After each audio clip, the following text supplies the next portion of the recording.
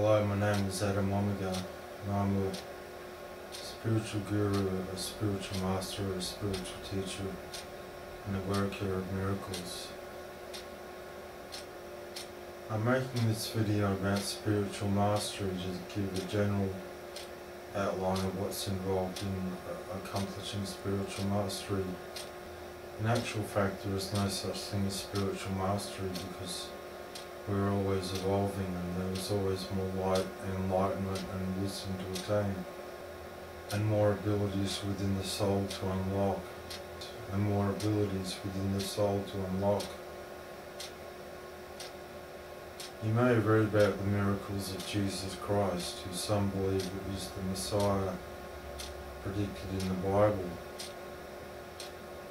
If you've done a study of the evidence surrounding Jesus Christ, you will know that the chances of any one individual fulfilling the prophecies about Christ within the Bible are one within trillions and trillions and trillions and trillions, which is more than the amount of people who have ever existed. So the chances of Christ being the Messiah are very great. I believe that Jesus Christ was the Messiah, and I try to follow his teachings as much as possible. The difference between me and your average spiritual master or spiritual guru is that I teach from a Christian basis. Yet I incorporate aspects of the wisdom and knowledge of other religions or systems of beliefs. I've scanned all of the ancient texts, knowledge and wisdom about spirituality, and extracted all of the seeds of wisdom and the spiritual truths that I put to the test and come to my own conclusion that are true. So I speak from a basis of true spiritual knowledge. I wouldn't teach anything I didn't know about or haven't demonstrated through inner knowledge of the spiritual workings. One of the most fundamentally important passages in the Bible is where Jesus says, "Seek ye first the kingdom of God, and all else shall be added to you."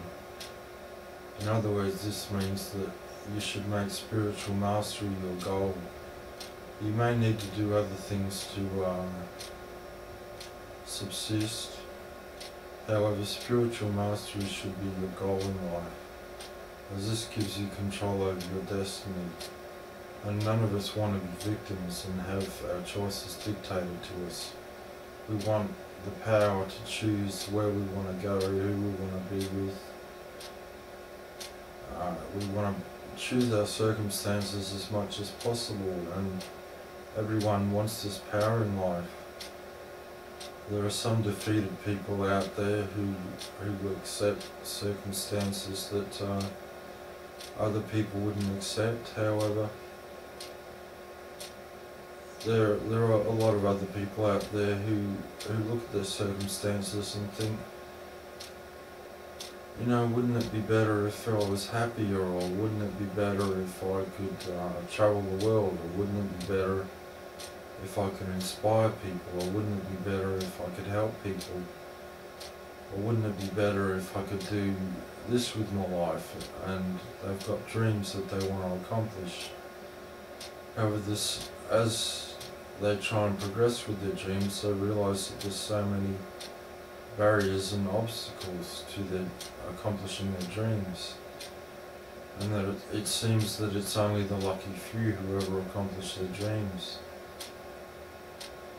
Now, this passage in the Bible, "Seek ye first the kingdom of God, and all else shall be added to you,"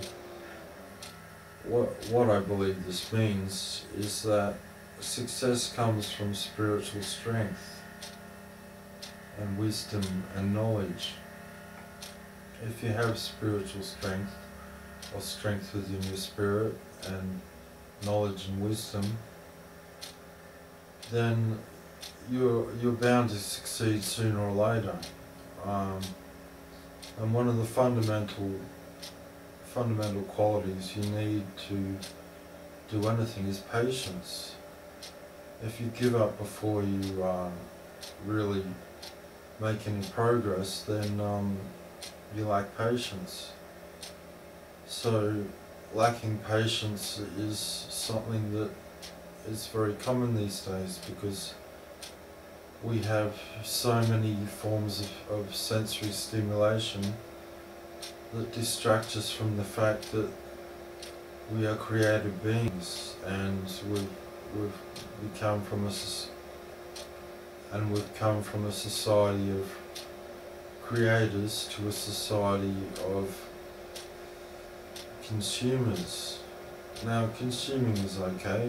It's fine to enjoy someone else's music or someone else's writing or someone else's art, but we need to realise that unless we're creating from and within ourselves, that we're not really able to experience and relate to the creative works of other people. It's in our nature to be creative beings. And as creative beings, we need to discover within ourselves our uniqueness and individuality. And our sense of wholeness comes from saying, yeah, I'm unique. I'm special. You know, I did this and no one else has done anything like it.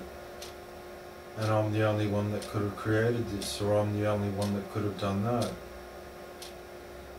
One of the problems in life is that whatever we try to do, we also find that so many other people are trying to do the same things, and there's a lot of competition in life.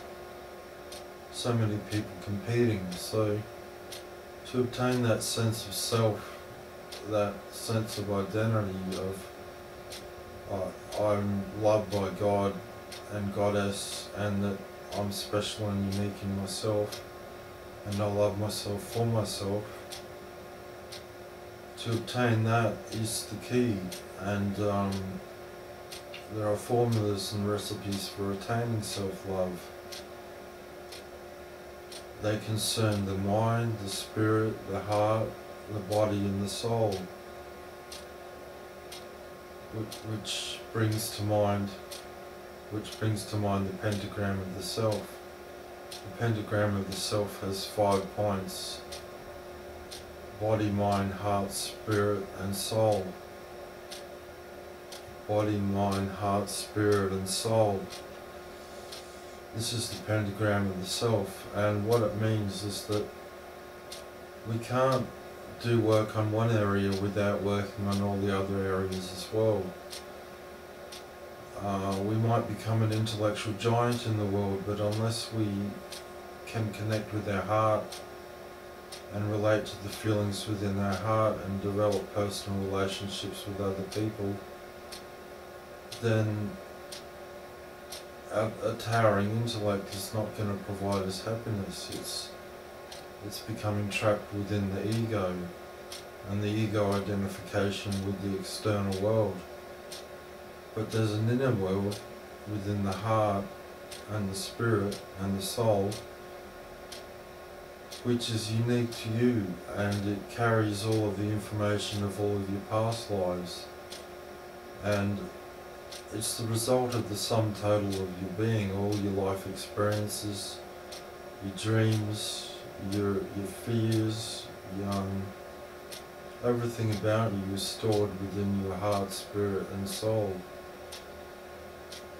And to tap into this, to tap into your uniqueness and attain this sense of identity, this sense of I am who I am, and to love yourself for yourself and to accept yourself as yourself, I think this is becoming rarer and rarer in today's society, as everyone is looking up to the rich and the famous and the powerful and the influential and saying, I want to be them, I want to be someone else.